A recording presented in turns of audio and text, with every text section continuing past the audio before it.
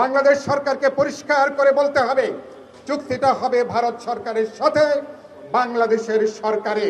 এখন মমতা কার্ডের নামে নতুন কোন কার্ড, নতুন কোন ইস্যুকে কোনোভাবেই বাংলাদেশের মানুষ আমরা বরদাস্ত করব না।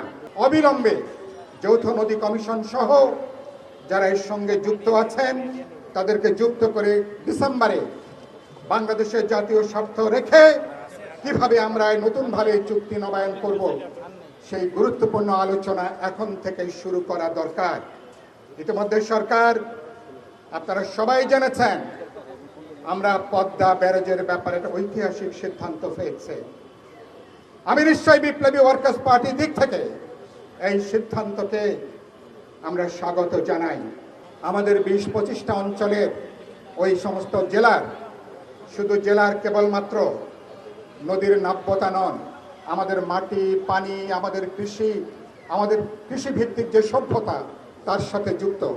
কেবল আমি উল্লেখ করব, ইতিমধ্যেই বিএনপির এই নীতিগতভাবে সিদ্ধান্ত থেকে নেওয়ার পরে বিভিন্ন গবেষক, পরিবেশবাদীরা অনেকে তারা বলছেন উপযুক্তভাবে পরিবেশ সমীক্ষা এখনো পর্যন্ত শেষ হয় নাই।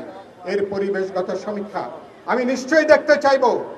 সরকার কার্যকরীভাবে এই চুক্তিটা শুরু করবার আগে যে সমস্ত উদ্বেগগুলো তৈরি হয়েছে, উৎকণ্ঠা তৈরি হয়েছে, পরিবেশগত সমীক্ষা সহ কি কি নেতিবাচক প্রতিক্রিয়া হতে পারে, নিশ্চয়ই এটাকে যথাযোগ্য বিবেচনা, গুরুত্ব এখানে তারা প্রদান করবেন। দুই হচ্ছে তিস্তার অববাহিকার আমাদের পানির যে প্রশ্ন, আমরা পানির একটা সুষ্ঠু ব্যবস্থাপনা চাই। গত 55 বছর ভারতের খেয়াল খুশির উপরে আমাদের দেশটা আজকে চলছে।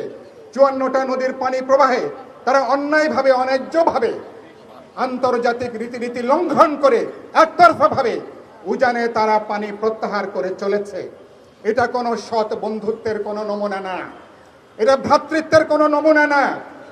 এবং একইভাবে তারা এখন দেখলাম আবার নতুন করে মেঘালয় থেকে শুরু করে ওই অঞ্চলে নতুন করে উজানে আবার তারা বাঁধ তৈরি করবার পায় তারা করছে। আমরা তিস্তার পানির যে উপযুক্ত ব্যবস্থাপনা, সেই ব্যবস্থাপনার একটা মহাপরিকল্পনা সরকার অনেক দূরে এগিয়ে গেছেন। নিশ্চয়ই আমরা দেখতে চাইব জনগণকে যুক্ত করে তারা এই পানির ব্যবস্থাপনার ব্যাপারে একটা টেকসই, দীর্ঘমেয়াদী একটা পানির ব্যবস্থাপনার ব্যাপারে আমরা উদ্যোগ শুরু করতে পারবো।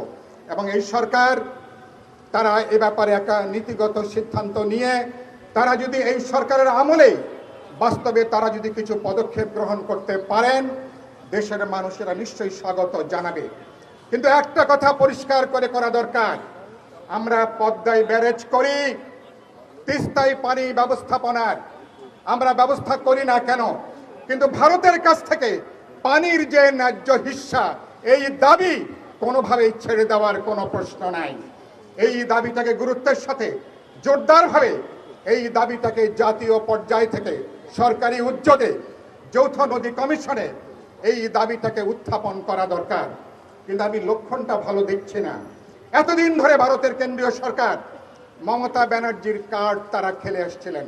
যখন আমরা তিস্তার পানির শেয়ার দাবি করি, আমরা তিস্তার চুক্তি করি, বলছেন মমতা ব্যানার্জির জন্য নাকি এই চুক্তি করা যাচ্ছে না। পশ্চিমবঙ্গের নির্বাচনের পরে বিজেপির হিন্দুত্ববাদী সরকারে তাদের এখন রাজ্য সরকার গঠন করার পরে এখন নরেন্দ্র মোদীর মমতার কার্ড খেলার কোনো সুযোগ নাই। এখন সরকারকে, বাংলাদেশ সরকারকে পরিষ্কার করে বলতে হবে চুক্তিটা হবে ভারত সরকারের সাথে বাংলাদেশের সরকারে। এখন মমতা কার্ডের নামে নতুন কোন কার্ড, নতুন কোন ইস্যুকে কোনোভাবে বাংলাদেশের মানুষ আমরা বরদাস্ত করব না।